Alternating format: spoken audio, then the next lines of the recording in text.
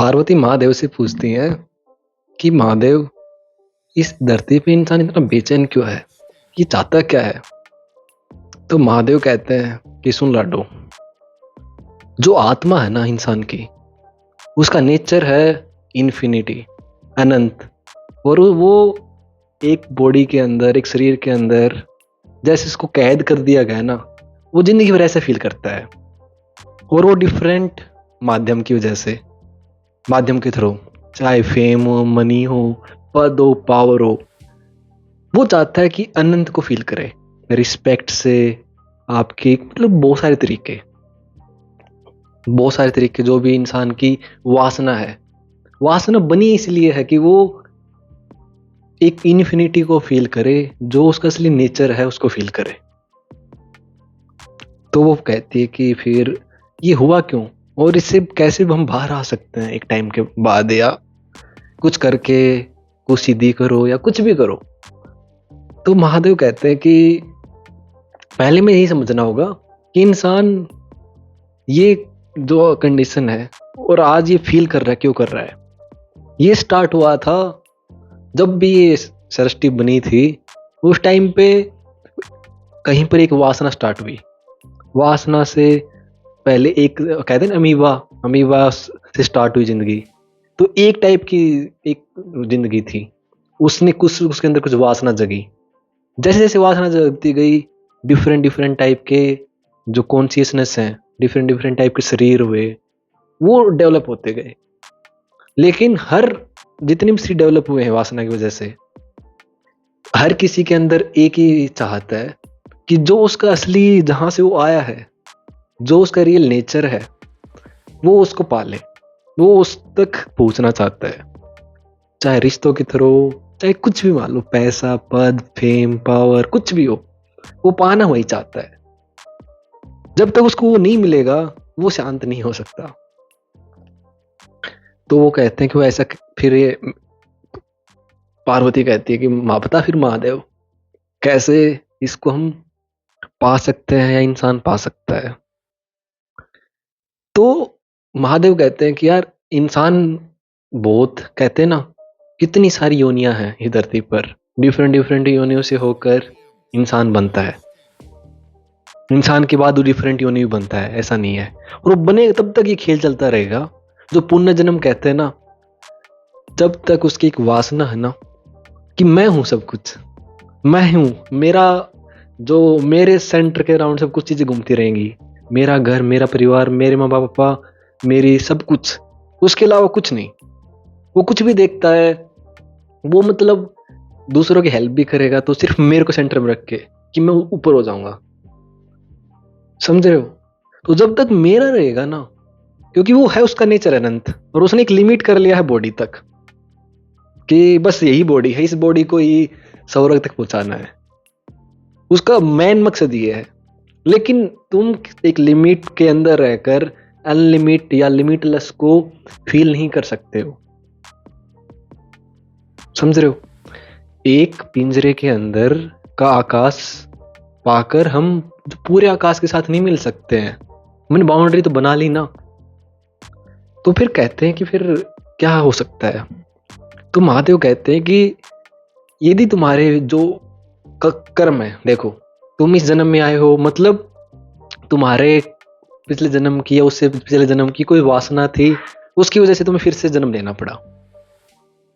और तुम फिर से, यदि इस जन्म के अंदर भी वासनाओं के ऊपर, वन वासना के ऊपर दूसरी वासना, दूसरी के ऊपर तीसरी वासना, जो इंसान नॉर्मली करता है, एक के बाद एक के बाद एक, वो एक कहानी बताते हैं महादेवी को कि एक जेल के अंदर 3 कैदी थे। तो सबसे पहले जल रहा पूछता है कि इसने, पहले वाले ने क्या किया। पहले वाले ने, एक चीज थी, वो पाना चाहता था, वो उसको पा नहीं पाया, उसको मिली नहीं, इसलिए वो पागल हो गया। तो चीज क्या थी? गर्लफ्रेंड ही थी। तो उसे पूछा कि इसको एक बंदी थी और ये इसको मिली नहीं, तो ये पागल हो गया। दूसरा दूसरा था कि जो जिस दूसरे के पास गए और उससे पूछते हैं कि ये क्यों पागल है, फिर वो भी उससे ज्यादा चिल्ला रहा, रो रहा, तो वो क्या कहता है कि ये जो उसको नहीं मिली ना वो इसको मिल गई, इसलिए पागल है ये। और तीसरा था, वो था कि जिसकी लड़की थी तो वो इसी बात को लेकर दुखी और पागल हो गया। वहां पे कहते हैं कि जो खेल है ना, कि किसी को मिलता है किसी को नहीं मिलता है, कोई बस देखता है, देख के जेलस फील करता है। ये लगभग हर इंसान की कहानी है ये धरती पर, कि वो अपने ही जाल के अंदर इतना फंस चुका है। वो नहीं होते एक मकड़ी जाल बनाना, उसका एक बोल दो कि एबिलिटी है, कैपेबिलिटी है, जो भी है, लेकिन वो बनाती जाती है, और एक टाइम पे क्या होता है कि वो खुद उसके अंदर फंस जाती है, तो वो अपने हाथ तो खुद ही मारी गई है, बाहर निकलने का नहीं, चारों तरफ बना दिया, अब कैसे निकलेगी। तो ये है कि इंसान अपने अंदर चाहता, मोक्ष बोल सकते हो। अब ये वर्ड क्या है कि मैं बात कर रहा हूं तो लोगों को लगेगा कि यार ये कैसे वर्ड यूज हो रहे हैं, लेकिन इंसान के अंदर आप पता तो एक बार देखो तो सही अपने अंदर आप चाहते क्या हो। आप उसको शांति बोलो, खुशी बोलो, हैप्पीनेस बोलो, ठहराव बोलो या मोक्ष बोलो, सारी सेम बातें हैं। वो कहाँ से आएगा? वो आएगा कि महादेव कहते हैं कि जब इंसान, या श्री कृष्ण अर्जुन को भी कहते हैं कि जब तू किसी कर्म को, तेरा कोई जन्म मिला है, इस योनि में आया है तू, तो तब भी तेरा फुलफिलमेंट हो सकता है जब तेरे अंदर वासना ना रहे। कितनी मुश्किल चीज है यार, इंसान रहे, यही तो कर्म योग, यही तो चलता रहा है जिंदगी भर। कोई समझ थोड़ी पाता है इस चीज को कि यार यदि वासना नहीं रहेगी, गोल नहीं रहेंगे, विष नहीं रहेंगे, तो जिएंगे कैसे? वासना के बिना तो इंसान उठ भी नहीं सकता है। तो ये है जो मेटेरियलिस्टिक लोगों की कहानियां है ना, उन्होंने एक अच्छे तरीके से तार्किक बातें करने की कोशिश करते हैं कि देखो तर्क दो इसका। तो तर्क ये है दोस्त, तुम्हारे जाने से वैसे कुछ होता है नहीं, तुम्हें लगता है कि तुम्हारे काम करने से तुम्हें रिजल्ट मिलते हैं, रिजल्ट हमेशा भगवान के हाथ में होता है। और जब तुम किसी कर्म को उसका ही आशीर्वाद समझ के या उसका ही कर्म समझ के करोगे, तो नहीं तो तुम्हें इस चीज का पाप मिलेगा या उसका पुण्य मिलेगा। यही यार साफ साफ कृष्ण कहते हैं कि तुम निष्काम कर्म योग के थ्रू यदि कोई भी जिंदगी के अंदर जो भी करते हो, उससे तुम दोनों से मुक्त हो, उसके पाप से भी और उससे पुण्य से भी। और तुम्हें तुम्हारा असली जो नेचर है ना, वो इन दोनों से ऊपर उठ के ही मिल सकता है। पाप और पुण्य एक इंसान की बनाई हुई ही या एक चेतना के लेवल है।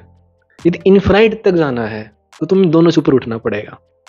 और वो कहां से होगा कि जो भी तुम कर रहे हो उसको महादेव या श्री कृष्ण को या जो भी जिसको भी आप मानते हो उसको समर्पित कर दो कि मेरे को हटा दो। मैं तो बस ये गेम खेल है ना, ये घरगुल्ले हैं, बस मैं मेरे से बनाए जा रहे हैं, लेकिन मैं नहीं हूं बनाने वाला।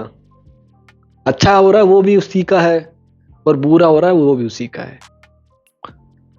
तो उसका एक वो भी था, उसका जो एग्जैक्ट वो लिखा था ना, मैं बताता हूं आपको। इसमें कल मैंने लिखा भी ये पॉइंट। इसमें कहता है योनि वर्ग और कला शरीर है। योनि वर्ग मतलब जहां से इंसान, मतलब जो मदर से बच्चा जन्मता है ना, एक वो होना चाहिए, एक कला मतलब एक कर्ता भाव कि मैं करने वाला इंसान हूं। जब तक तुम्हारे अंदर करता रहेगा ना, और जैसे करता तो रहता है, और ऐसे ही मदर तो हर जगह ही रहते हैं, वो दोनों का कॉम्बिनेशन मिलता है, शरीर बन जाता है। ये बात पता नहीं आपको कितना मैं डिलीवर कर पाऊंगा, लेकिन इसका सिंपल सी फिर से ट्राई करता हूँ, फिर मैं इस वीडियो को बंद करता हूँ। इसका मतलब यह है योनि वर्ग और कला शरीर है। ये सूत्र है, शिव सूत्र है। योनि वर्ग का मतलब है कि जहां से योनि पैदा होती है, जैसे मदर की वूम्ब से होती है, उसी को बोलते हैं ना योनि।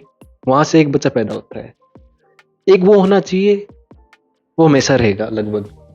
दूसरा है कर्ता भाव।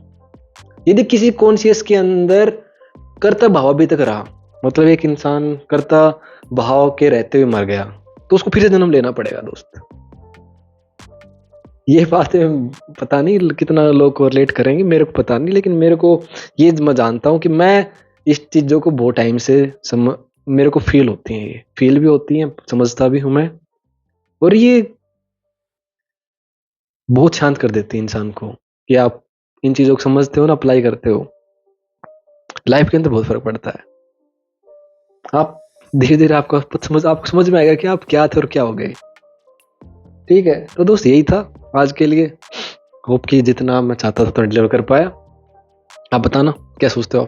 चलो बाय।